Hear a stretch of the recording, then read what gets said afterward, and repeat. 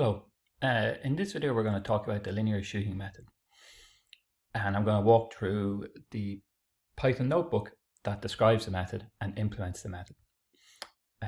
This is all from the chapter 6 in the numerical analysis course there on the GitHub page. There we are. So, linear shooting method. So, firstly, let's say a few things. Why is it called linear? It's not the method is linear, it's that the method is applied to a linear boundary value problem. So let's first describe our boundary value problem. Our boundary value problem is the second derivative equal to some px, which is just a function of x, times y dash, is equal to plus qx, q as a function of x, y plus gx. And in the simplified form between a and b, and where ya is equal to alpha, yb is equal to p. So this is a boundary value problem. We know the solution at a and we know the solution at b. So the linear shooting method is interesting because instead of dealing directly with the boundary value problem is divided into two initial value problems. The first initial value problem is a second order initial value problem. As I say, it's the exact same as the original boundary value problem, except we don't use the second boundary condition. We introduce a new boundary condition about the derivative at the point A, and we always set it to 0. This is just a choice that we set from this point on. Y dash A is equal to 0. Now the second equation is the homogeneous form. By the homogeneous form is we get rid of the last term. We just throw it away. Yeah?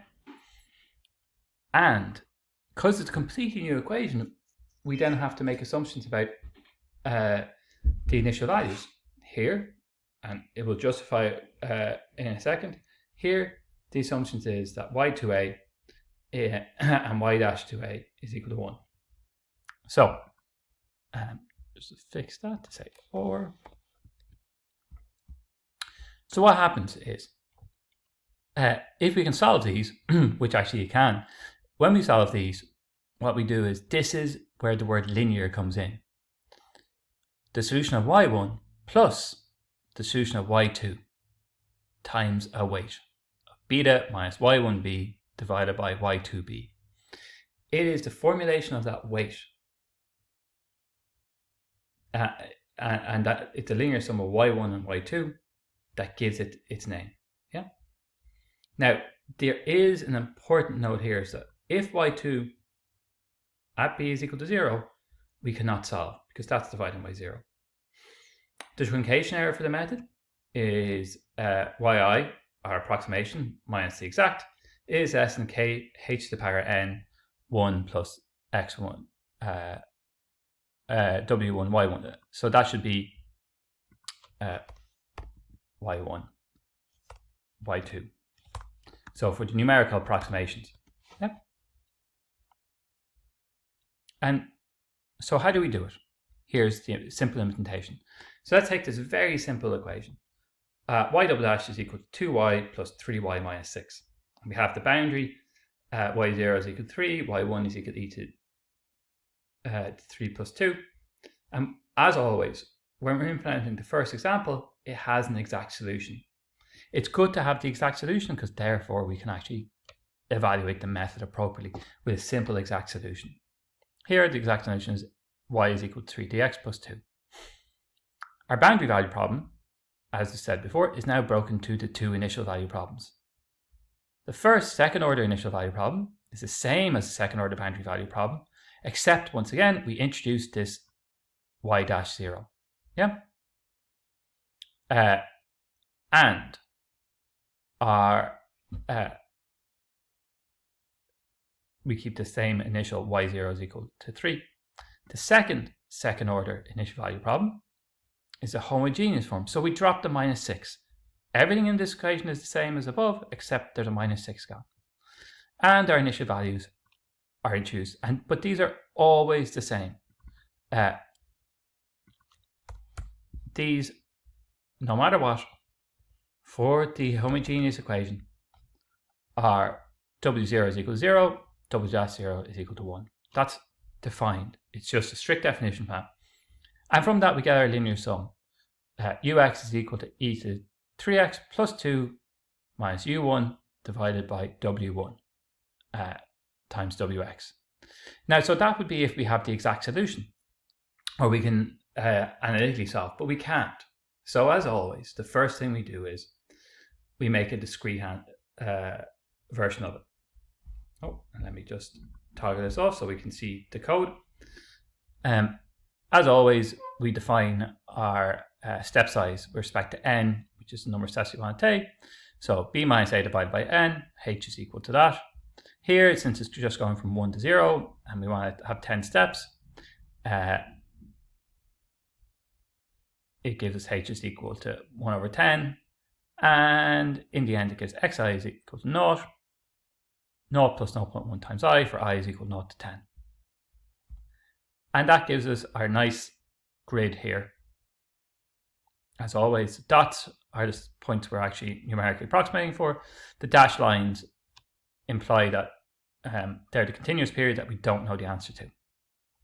So our initial conditions are the given initial condition of 3, and then we have our 3 new initial conditions that we have chosen, that the first derivative is equal to 0, second derivative, and so forth. Now, how do we address the solving of this kind of equation?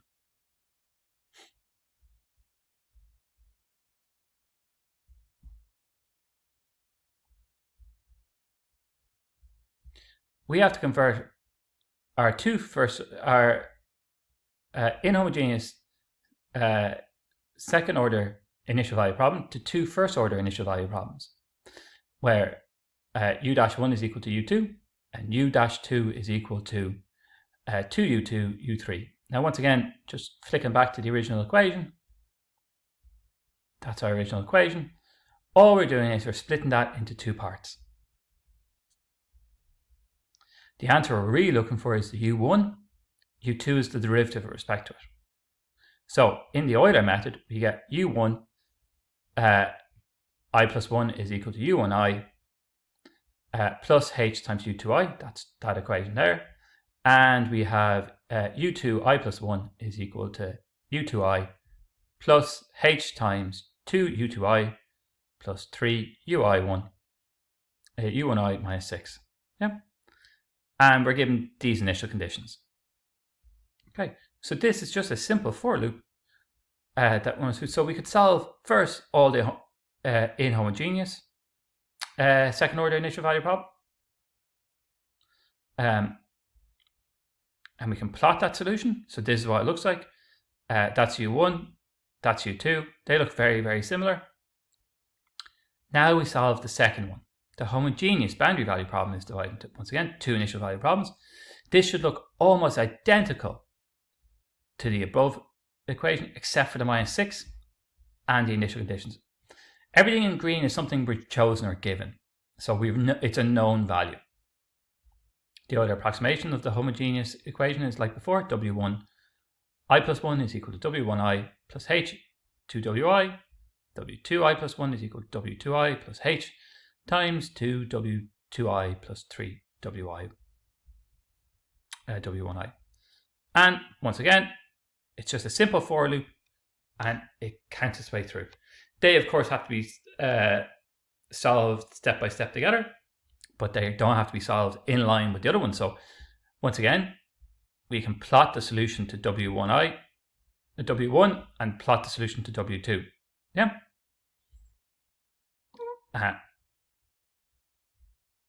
So how do we get the final solution? Combining our numerical solutions u1 and w1 as a weighted sum,